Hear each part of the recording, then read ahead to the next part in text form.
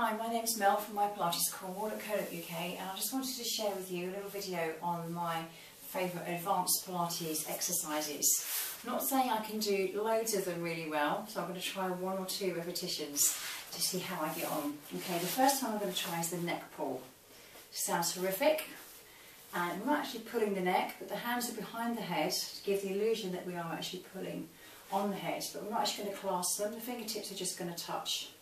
Staying tall, upright, lengthened, elbows back, obviously everything pulled into the midline as we roll back, away from the legs, away from the femurs, all the way with control down to the floor. Woohoo!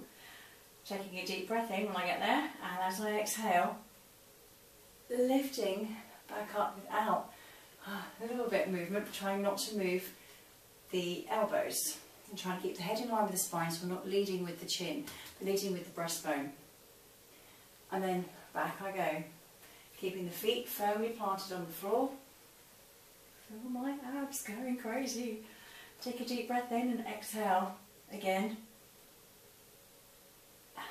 as I lift. Hard to do that and talk at the same time. So that's the neck pull. Lots of work for your shoulders and for your abs. Okay, next one while I'm in this position is a leg pull supine. So I'm going to be in this, staying in this position, because leg pull prone is the plank with alternating leg lifts. So the hands either side, trying not to lean back into the hands and staying open in the chest. Going to use glutes, hamstrings to lift the hips, so using the extensors.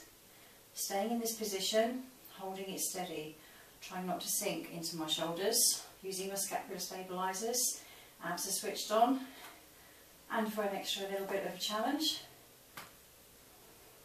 alternating leg lifts without dipping, keeping those glutes working and those hamstrings working. Whew. So I'll try 2 on each side, and that's the leg pull supine, one of my favourites. Okay, then we're going to the boomerang. Okay, I don't see the boomerang very often in classes, which is a shame because it's a great exercise. So I'm going to start the boomerang in a teaser position, I think. When we start here, straight legs. So I'm going to start up here to make my life a little bit easier. Okay, so I'm going to come down like a teaser, rolling over. When my hands get to the floor, my hands touch the floor, and roll myself over, switch legs, and then from my abs, use my abs to roll myself back down onto the floor, pulling in all the time, trying not to press back too much.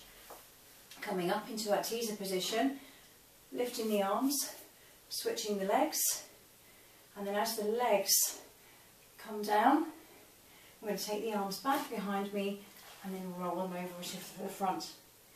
Come back up and go again. Let's come back down a little bit further so you can see that. Okay. Lifting those legs. Teaser, rolling myself down, hands come to the floor, legs go over, switch legs, slowly roll yourself down using those abdominals, and as you come down, up you come, lifting the arms, keeping the legs lifted, using those hip flexors, using those abs and shoulders. Okay, arms come back, legs come down, arms come up and over. So a combination of the rolling back, the teaser, rolling back, rolling up, rolling over, and the teaser. So that's why I love it, because you can do so many different things with it. Okay, so what next am I going to do? Scissors. Okay, scissors is normally here when we take it back. So we're going to lift up towards the ceiling with the hands resting as if the pelvis was a bowl on the hands. So you go into slight flexion. No, yes, extension, sorry. So slight lordosis here.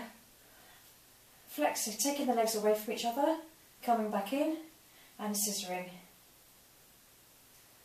And again. So you're not resting on the shoulders. Trying to stay lifted off the hands. Little pulse. I'm going to make it a little bit trickier. we can have the helicopter. So when you're there, taking the legs away, coming back round, lifting up, and then we go in the other direction. So I'm trying to keep the legs the same distance. Last one.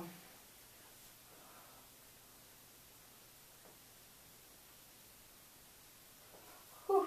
Bending my knees and then rolling myself down. Very good. I love that work. Excellent. Oh, the last one. Side bend with a twist. So I'm going to use it, rather than going onto the elbow, I'm going to go with a straight arm.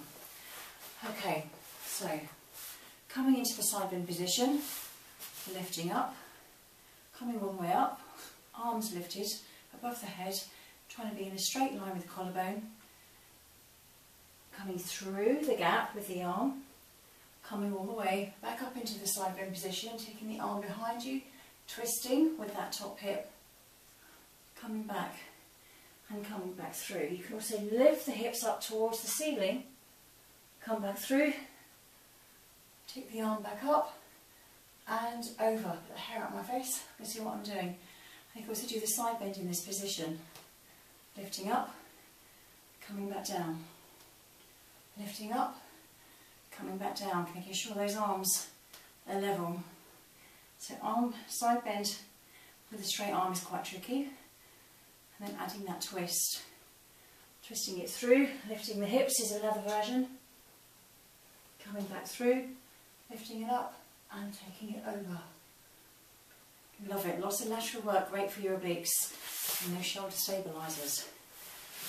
There are more going into the advanced moves. There's a few others which we'll try another time. But not today, because I think I've done enough. So well done for watching. Thank you very much. And if you want to practice, go ahead, but if your shoulder's feeling a bit dodgy today, then don't try it. Save it for another day. Okay, well done. Thank you. My name's Melanie from My Pilates Cornwall. Thanks for watching.